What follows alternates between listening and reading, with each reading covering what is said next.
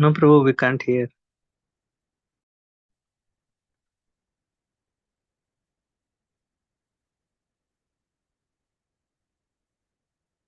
Hare Krishna, dear devotees.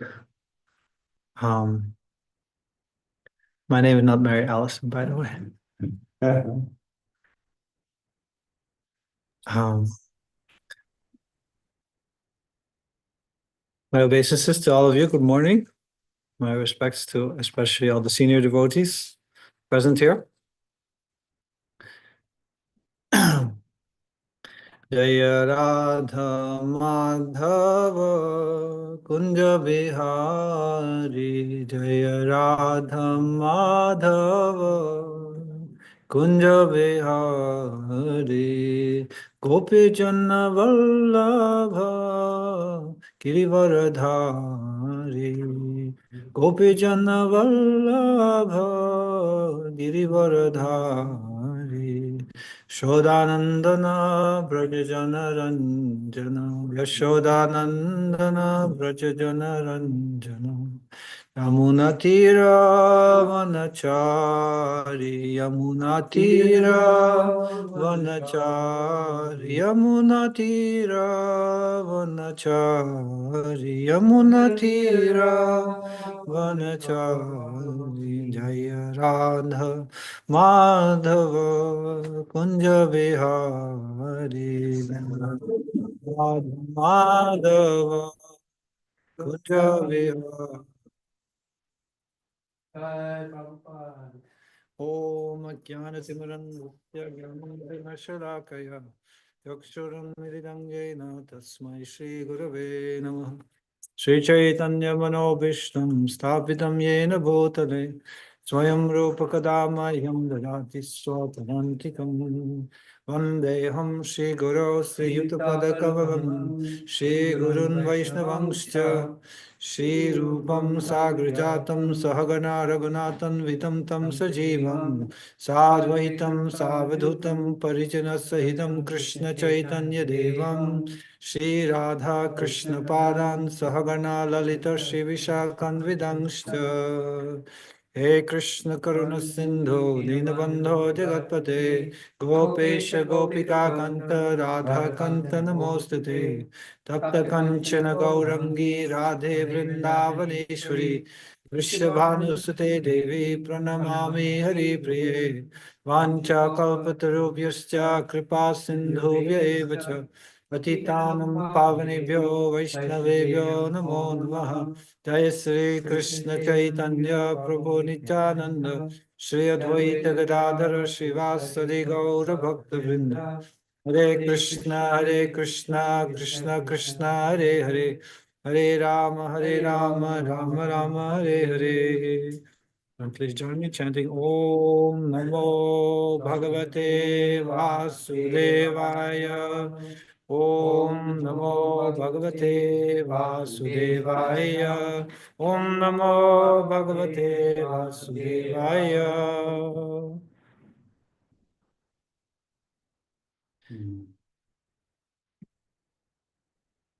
So today we're reading from a very special section of the Srimad Bhagavatam. It's chapter 80 and text is number 39. So we're discussing the meeting of Krishna and Sudama Vipra, his old Brahmana friend. And we've just heard how Krishna met his friend, how he received him, how they're sharing memories from the past, living together in the Gurukula.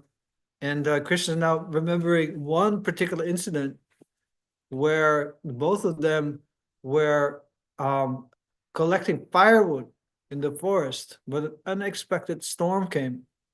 And I don't know if you've ever been in India during a storm. I've been in many in Mayapur especially, and it can rain a lot in a short time. And it can be like very strong winds and so on. So it seems Krishna and Sudama experienced some kind of a storm like that. The storm was so yeah, so intense that it covered the entire forest in darkness, so they couldn't really see where they were, and it rained so much that they couldn't really distinguish what was like regular land and what is like water land. So they lost kind of their orientation. There's so much water everywhere, and they were just holding each other's hands, and uh, they were determined to fix to they were fixed and determined to execute their guru's orders to bring the firewood despite all obstacles.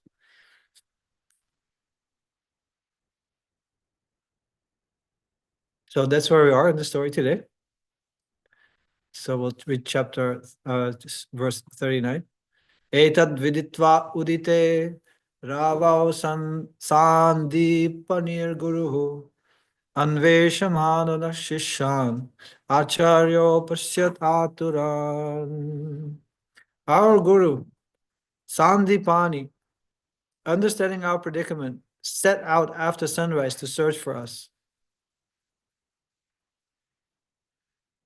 His disciples and found us in distress.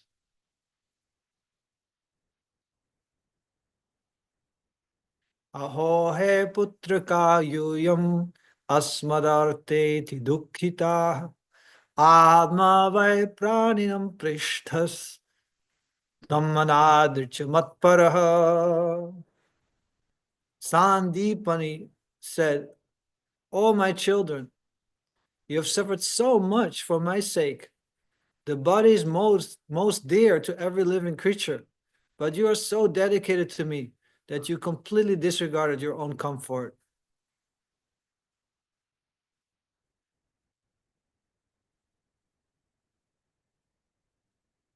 Etareva hi satchishyaye kartavyam guru nishkritam yadvai vishuddha bhavena sarvartatmarpanam guru. Etat, you can repeat after me if you can. Etat, this, eva, alone, he, certainly, sat, true, shishaihi, by disciples, kartavyam, to be done, guru, to the spiritual master, nishkritam, repayment of one's debt, yat, which, vai, indeed, vishuddha, completely pure, bhavena, with an attitude, sarva, of all, artha, assets, atma, and one's body, arpanam, the offering, guru, to one's spiritual master. So we're hearing the very important instruction here of Sandipani Muni. This indeed is the duty of all true disciples, to repay the debt to their spiritual master by offering him with pure hearts their wealth and even their very lives. Purport. One engages one's body to realize one's purposes. The body is also the basis of the material conception of I, while one's fortune and one's wealth is the basis of the conception of mind.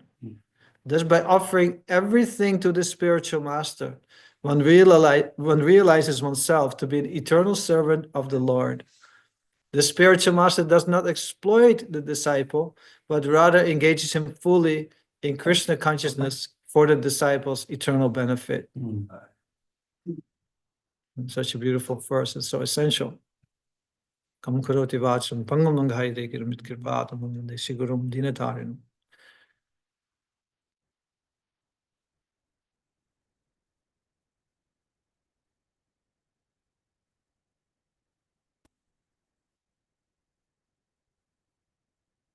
So the first noteworthy thing here is that the Supreme Personality of Godhead is getting lost in the forest with his friend. And of course, this is bewildering to many. How can the Lord, who is all pervading and whose knowledge is unlimited, who knows everything and everyone and knows every atom of the creation, get lost in the forest? So one of the ways Krishna is called is Narakriti Param Brahma. He is the supreme absolute truth, Param Brahma, but he's Narakriti. He's imitating the behavior of an ordinary human being. But in doing so, he teaches us the highest truth. The absolute truth in his human-like pastimes teaches us the highest truth. What is that highest truth? Rasovaisa. That Krishna, the Supreme Personality of Godhead, he's the embodiment of all rasa. He's the embodiment of all enjoyment, all taste enjoyed in a relationship between him and his devotees. So this whole scene here of Krishna getting lost to the forest accomplishes many purposes. We're getting this very special teaching here. Krishna is showing by his own behavior what it's like to be a true disciple. And this pleased his spiritual master very much. And thus we get this verse today, which we get to just in a little bit in this very essential teaching, what it means to be a disciple. So Krishna is showing that, is teaching that in this particular circumstance. And Krishna, he's enjoying this.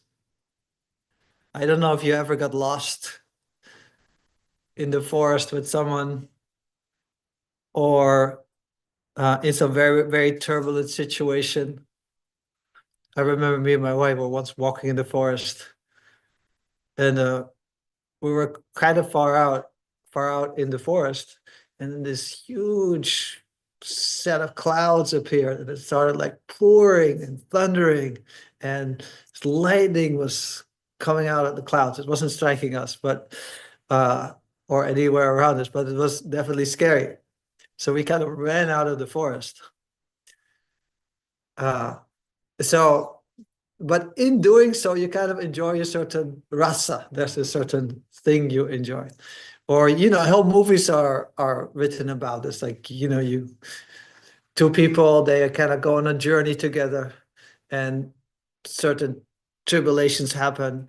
But within that, their relationship kind of forms. They say the closest relationships are formed in war. Yes, in the trenches, sometimes they say. Yeah, in very difficult situations, sometimes the friendships we foster are very deep and intimate. So this is Krishna's own purpose. He's enjoying in this circumstance this very intimate exchange with his friend Sudama, and they're growing very close together in serving together the Guru.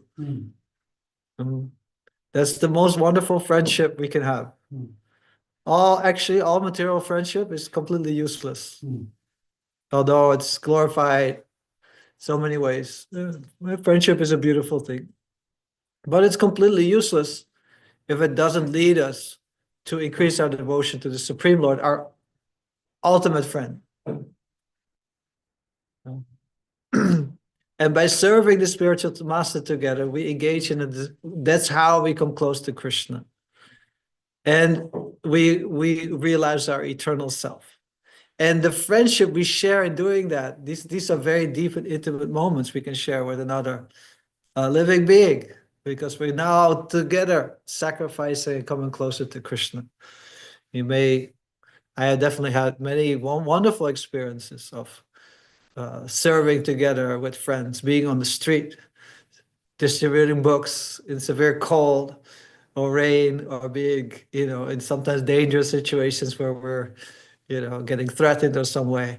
But these friendships are so intimate because you serving together. You're undergoing tribulation together. So Krishna is enjoying this friendship and relationship to serving the spiritual master. And yeah, that is his own purpose to experience that. And we also have the opportunity to experience such friendship in service to the spiritual master and become enriched in that way. Then we see how Sandipani Muni is very, very caring. We read in verse 40. We read in verse 40 how Sandipani he himself set out to search for Krishna and his friend, because he was very concerned. This is spiritual master. He's like a parent, and the disciples are like his children. So he's always concerned about the well-being for the disciples. But so then he found them, and he's very pleased because what did he say? You sacrificed so much for me. The body is so dear to everyone, but you sacrificed the comfort of your body for my service.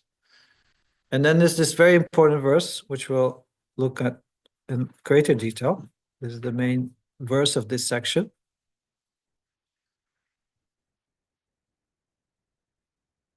It describes the nature of the Sat Shishya.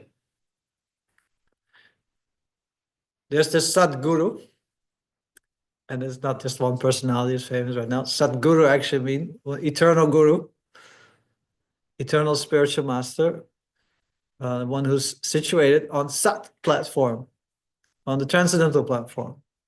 So it's very, very rare to find a Sadguru, one who's a true self-realized spiritual master. And it's also very rare to find a Satchisha. Sometimes we're concerned, where is that pure devotee spiritual master? But it's not always our concern, how qualified am I as a Satchisha, true disciple? So here the characters are given of what a true disciple is. A true disciple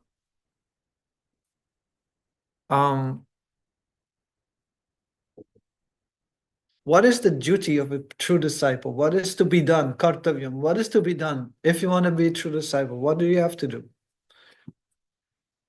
It says, to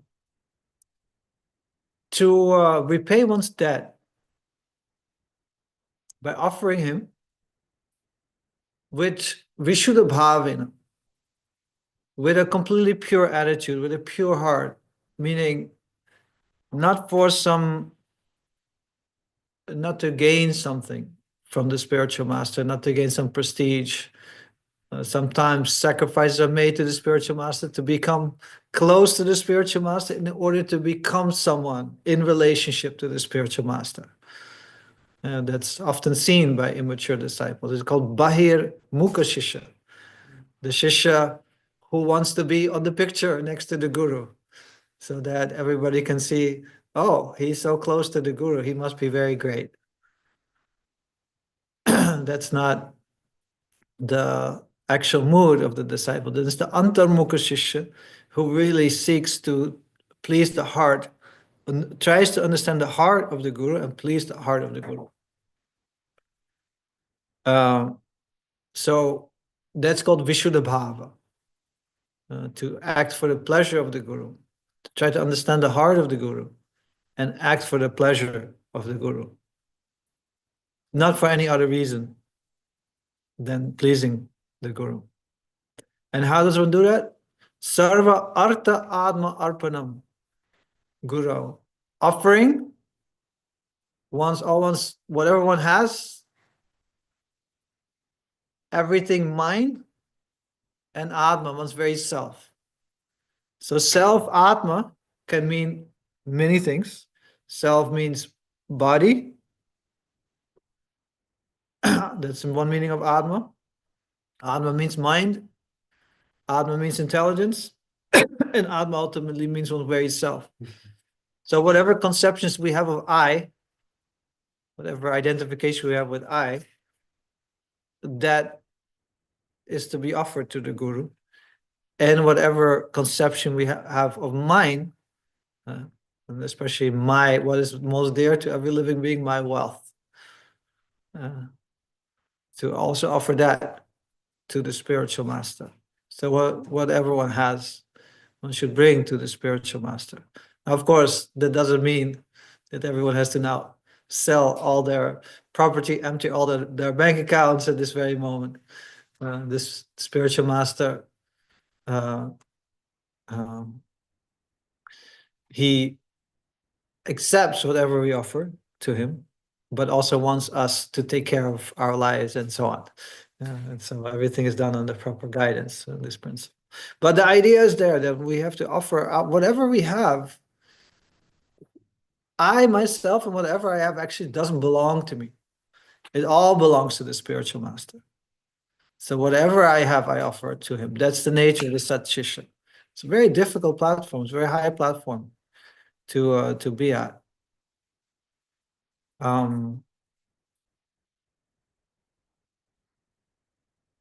We are very fortunate that we are under the shelter of such a Sadguru who was such a Sat Shisha. That is Srila Prabhupada.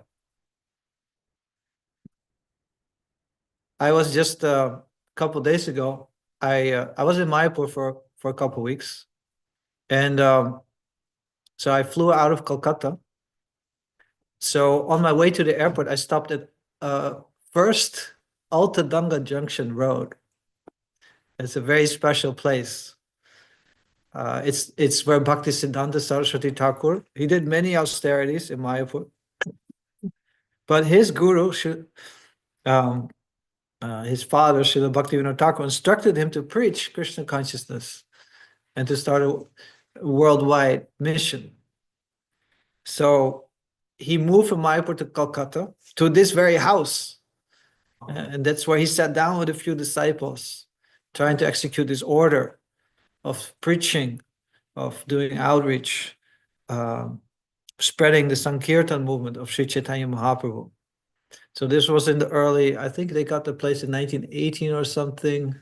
Forgot all the years. But this was in the very, very early days of the Gaudiya Math. So this the house is like 2 stories. So he had a small room on top. Very small room, actually. It's kind of like one of our 6W rooms. Small room with a big veranda out of it. And then on the down floor, there's a temple. And there were some other rooms where then some of his early followers would stay. And there's a beautiful temple. There's deities there. So recently ISKCON acquired this property and fixed it up really beautifully. So you can really kind of get the mood of what it was like back in the day.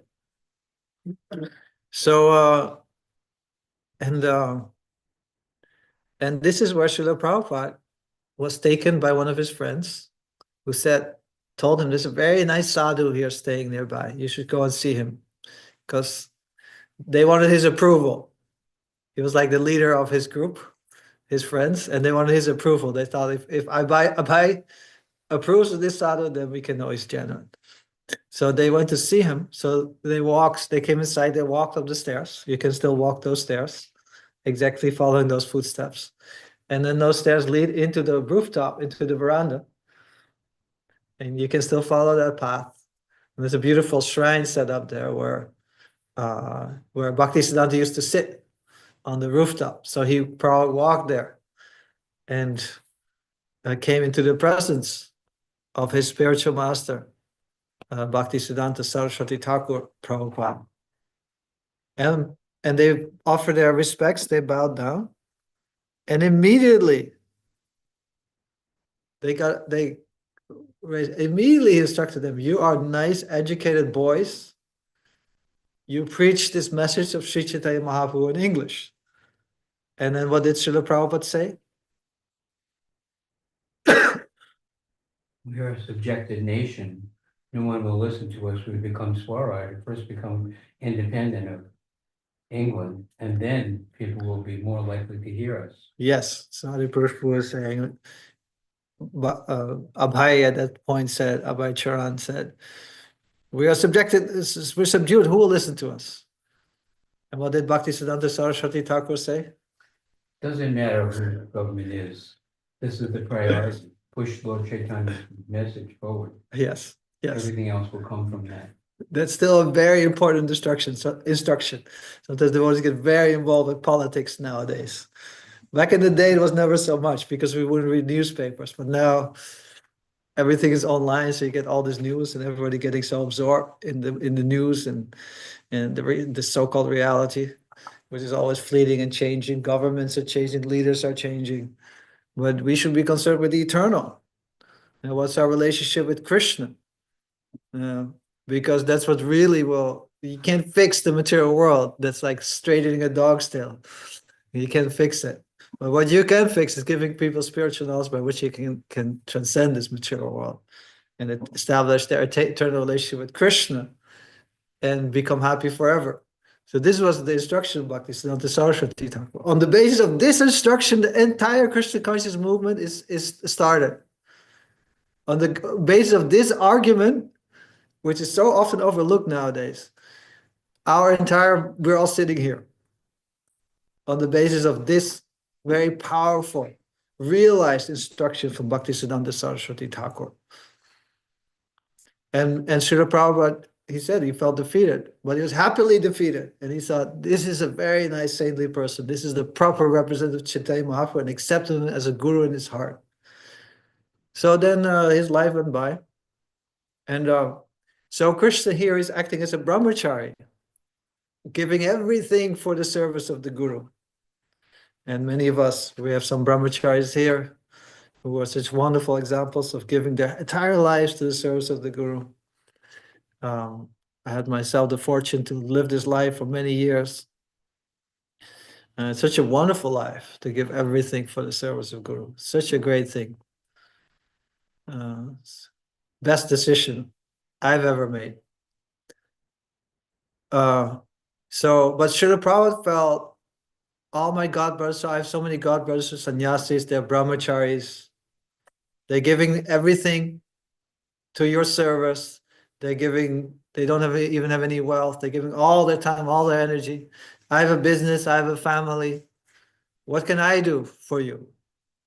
And that Prabhupada wrote him in 1936, and Srila Bhaktisiddhanta Saraswati Thakur again said, you preach this in the English language, this message of Lord Chaitanya, and this will do good to you and good to those who hear you. So, and from that point onwards, Srila Prabhupada just gave it everything, all his time, all his energy, all his wealth, everything, completely. There's a very moving passage of the Lilamrita where it's described how Prabhupada, this was after, he took Vanaprastha and he became a renunciant. He didn't have money to buy shoes. He was walking in Delhi without shoes because he didn't have money to buy shoes. But he was printing back to Godhead. He just gave everything he had for the service of the Guru until up to coming here with nothing. And so Sat Shishya, truly. And there's some very nice letters where Prabhupada speaks about this debt one has to the spiritual master. This is also described here in this verse, Nishkritam. This is the duty of the Sat Shishya to try to repay the debt. So Srila Prabhupada said some very nice things about this. I'll read this for you.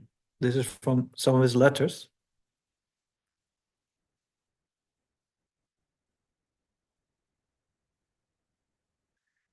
If you feel at all indebted to me, this is Srila Prabhupada writing to his boys and girls, his sons and daughters of the Los Angeles temple. I forgot the year. I didn't write it down. To his sons and daughters, probably Arjuna Prabhu may have been there at the time. If you feel at all indebted to me, then you should preach vigorously like me. That is the proper way to repay me. Srila Prabhupada's instruction for once and for all. Of course, this is applied variously with all individual circumstances, individual natures. But anyone who's a follower of Srila Prabhupada feels indebted to him should take note of this. How can I preach? How I can assist the preaching? How can I assist this mission? Of course, no one can repay the debt of the spiritual master.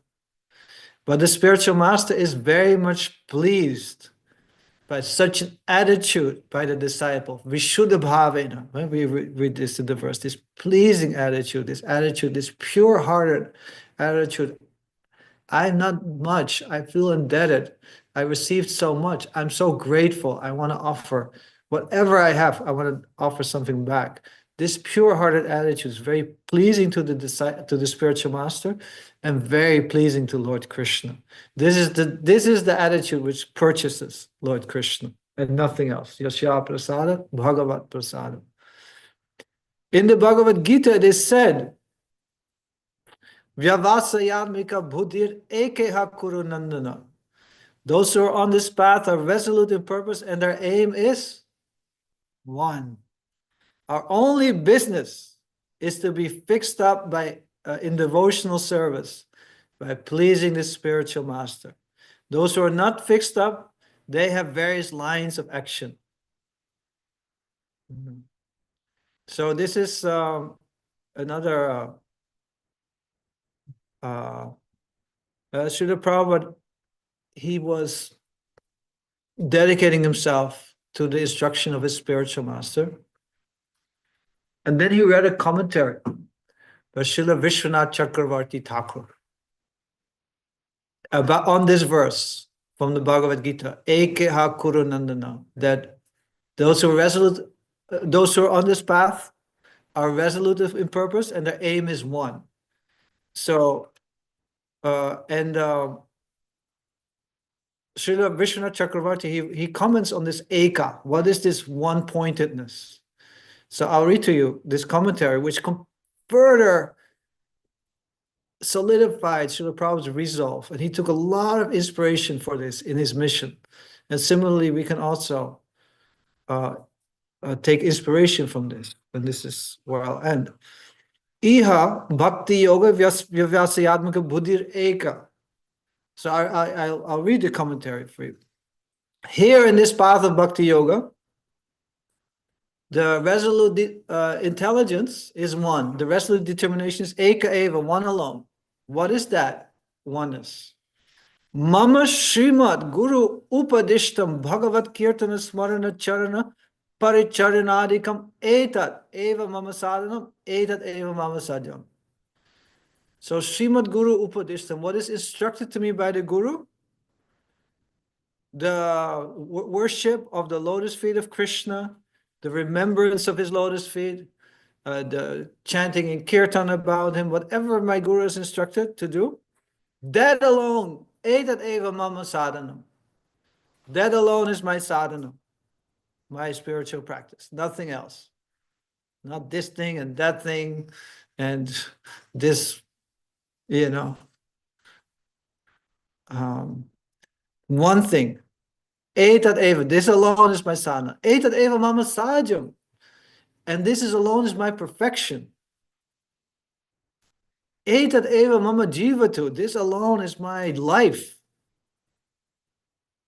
Sadhana sadhya dasayos chaktum asakyam etat eva. This is, I'm unable to give this up, this instruction of my Guru, to worship Krishna, to serve Krishna in a particular way, in the stage of neither sadhana or sadhya or perfection. And not like a lot of spiritual paths are like you do something and then you attain perfection and then you don't do it anymore. But bhakti is not like that. What as Guru's instruction in my sadhana and in my sadhya, that's my very life. Etat eva me kamyam, this is what is to be desired by me. Etat eva me karyam, this is what is to be done by me. And now hear this. This is the highest level of this determination. Etat anyannam ekaryam napya abhilashinayam swapne api. Nothing else is to be done by me or desired by me, even in a dream.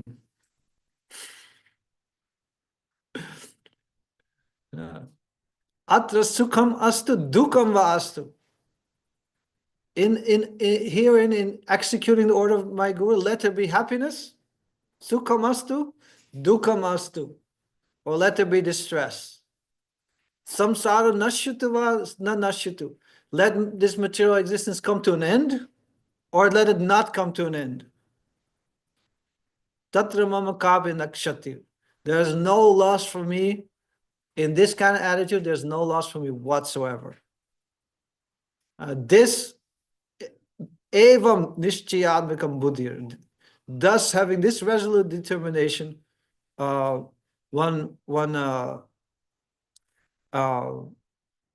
this resolute determination, some of it becomes possible in what? Akaitava bhakti, in non-duplicitous devotional service.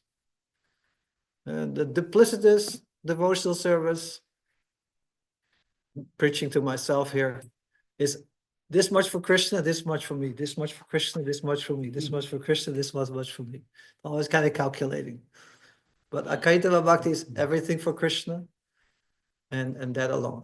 That is, of course, within that, we also have to take care of ourselves. We shouldn't burn out. We should act on a level which we're not. That's also all very important. So it has to be done under guidance. But this is the principle. Like, we should really try to give it as our all. In trying to repay the debt to our spiritual master, who's giving us everything, who's giving us Krishna, who's giving us our very life, who's reconnecting us with Krishna. And it's such a wonderful thing because we don't have to figure out I have to do this or that. We can just let ourselves be guided by that instruction and fully give ourselves to that. And then we can expect all perfection. That in itself is perfection. So thank you all so much. Any questions or comments? Manohar Prabhu. Especially on this very important topic of the relationship with the spiritual master. My question is, could you tell us more about, I'm not sure if this is the correct terminology, but like the rasa tattva between the spiritual master and Krishna, and why it is that earlier you mentioned Krishna can become purchased just by the disciple following their spiritual master. So what is it about that relationship between the disciple and the spiritual master that makes Krishna so happy? So Manohar Prabhu basically asking that Krishna becomes very pleased, he becomes purchased. That's what I said. What I said, that's what the Shastra is saying. He becomes purchased by a disciple sacrificing everything for the sake of the Guru. So Manohar Prabhu is asking what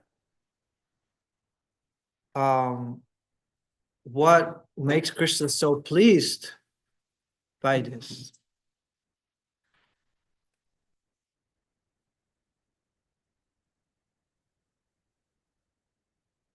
So Krishna, he's a person and he's a heart. And actually every little service done for him, he notices that. That's why Prabhupada said that's why he's called Achyuta. One way Achyuta is explained, he never fails to recognize even the smallest service done by the devotee. That is Krishna. But Krishna is even more pleased, even if a little service is done to his pure devotee. He's more, because he loves his devotees so much that if you please a devotee, he becomes more pleased. But what pleases a devotee? What pleases the devotee the most is when you help that devotee in serving their spiritual master. Like Srila Prabhupada, some beautiful lecture where Srila Prabhupada is saying, he's talking to his disciples. He said, you are all the representatives of my spiritual master. You're all assisting me in fulfilling the order of my spiritual master. I have to thank you more. And then he starts to cry. This is really touched the Prabhupada's heart when we assisted him, not for himself. This is also again through Guru, no selfish motives. His only motive was to serve his spiritual master, do good to everyone, and everybody assisting him. That pleased him the most. There's nothing which pleased him more. So, and then Krishna becomes very pleased when his devotee is pleased, because he loves his devotees so much. So when his devotee is moved in the heart, then Krishna is like, gives himself.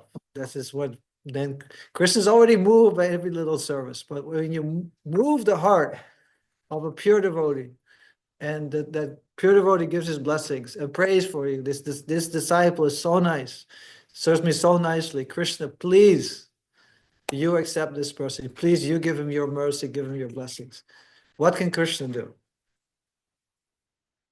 What else can Krishna do than just give his full mercy?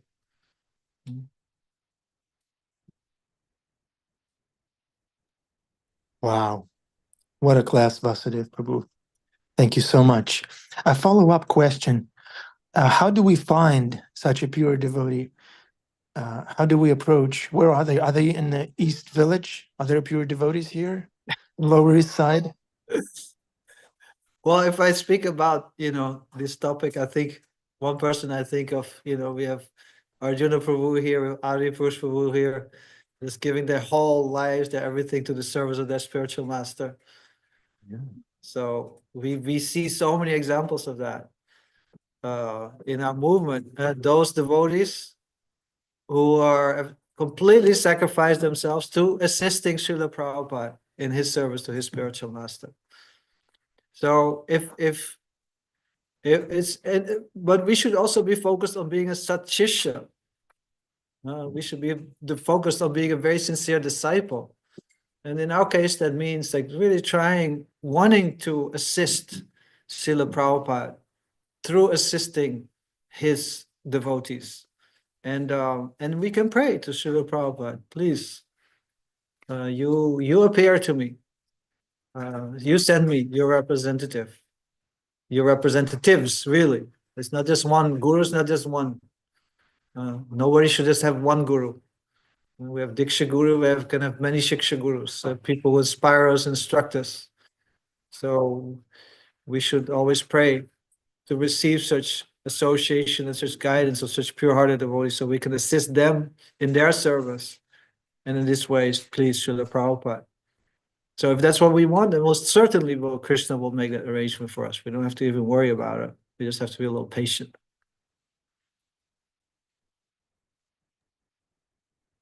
Thank you, Vasudev Prabhu.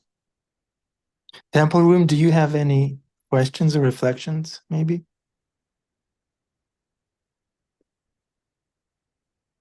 Is that Gaurasharan or a Jagannath Priya? The source of that voice which you put out, Guru. I don't know if anybody can hear you, Prabhu. What is the source of the verse which you quoted about the Guru, the Shishya? You mean the commentary of Yeah. Vishwanath Chakravarti? That is his commentary to Bhagavad Gita 241. That's it. That was that commentary which Srila Prabhupada read, and really solidified everything for him, inspired him.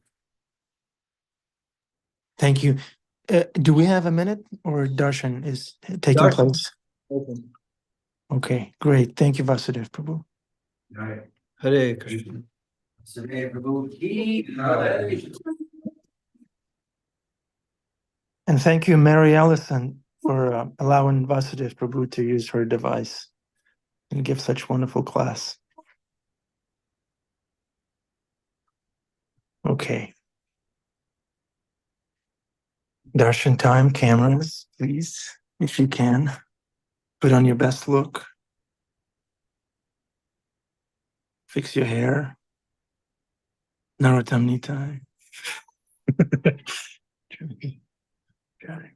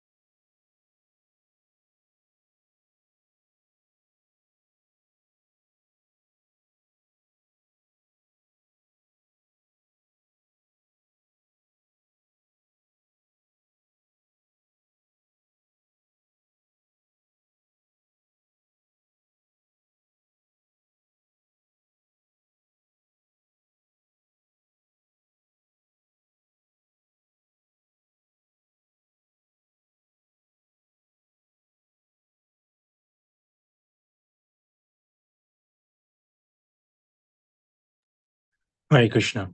Hare Krishna. Every time I hear Vasudev Prabhu speak, or every time I see Vasudev Prabhu, I think, yeah, this is what Brahmanas are for. This is how they give back in the form of classes like the one we just had. Thank you.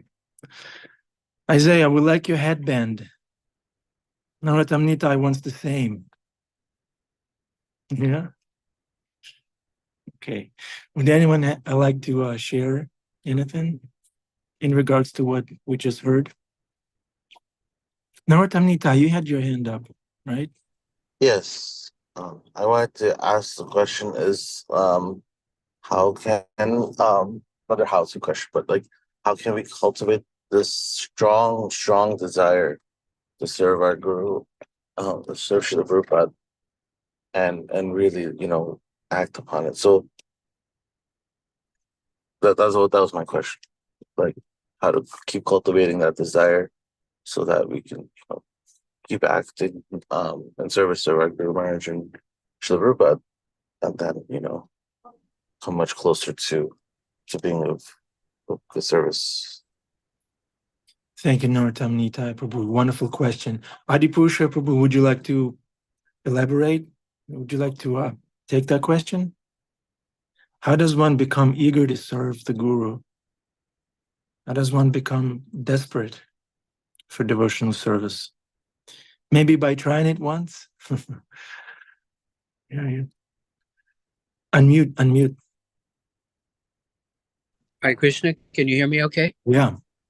It's an excellent question. Of course, it was a magnificent class, and he's emphasizing the fact communicating everything.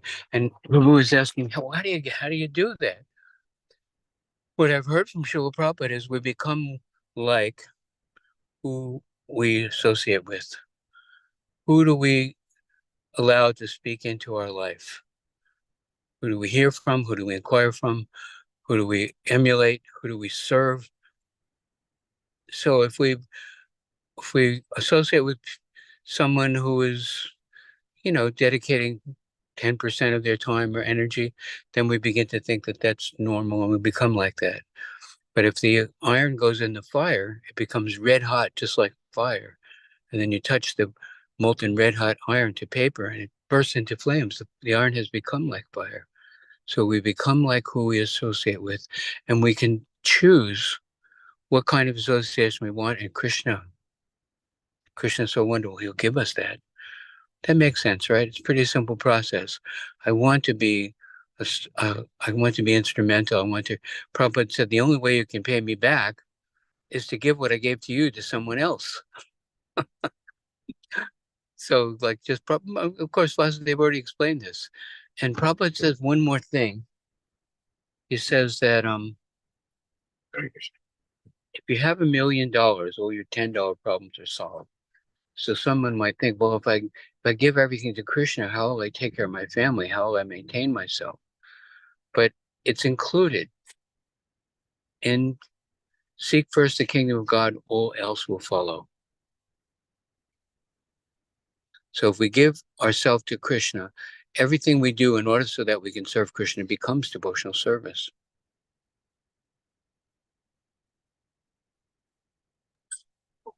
So Abhidharma Pritya, surrender to me, don't worry, don't hesitate. Everything else will be there. How wonderful is Krishna? How wonderful is Adipusha Prabhu? So does that answer your question, Prabhu? Yes, that was been one of my anxieties as to how I'll take care of myself or my parents. But this does answer my question, and I do need to make that leap of faith. Really, exactly what I need to hear, because like I've heard that Krishna, he's from other devotees I've heard he's the biggest like lone officer, so to speak. All depths can be taken care of. But frank way of speaking. But yes, that's exactly what I need to hear done my dandavats. Yeah, if we do what we need, what Prabhupada said, do the needful. If we do something in order so that we can serve Krishna, that becomes devotional service, whether it's eating, sleeping, earning an income, so that I can serve Krishna. And it's progressive. First, we hear about what's right, then we want it, then we begin to talk about it, and then we begin to act on it, and then gradually it becomes what's called right livelihood. It actually becomes our occupation. We become, fully dedicated to preaching mission. Krishna can bring us. Madan Gopal keeps saying that. If even once in our life we say, Krishna, I'm yours. Just once. And Krishna will give us experiences and open doorways and allow us to progress and to become effective from whatever position we're in. And our criteria is, will Krishna be pleased? We don't have to compare ourselves with anyone else. Krishna is pleased if we do our humble best today. Right? Okay, I'll go to Srila Prabhupada. Here's Don. Thank you. Hare Krishna. You're wonderful, Das. Thank you. I was trying to get a better look at Ram. There he is. What a sober looking guy. Looks like he's self-realized. He's actually sleepy and cranky, so I'm going to take him outside now. His eyes are so clear. No. Wow. What If I put him down, he'll start crying. Yeah. Yeah, he wants to be with the devotee. See that? Hare Krishna. Oh. Did he smile? Sorry, crying. Oh no. Hold the phone. I gotta go. Okay. All right. Would anyone like to conclude the yagya? Karen, is your crew ready? Make sure Isaiah is wearing that headband. Okay, there he is. Thank you. Thank you very much for chanting Hare Krishna. Thank you, Isaiah Prabhu. Thank you. Hare Krishna.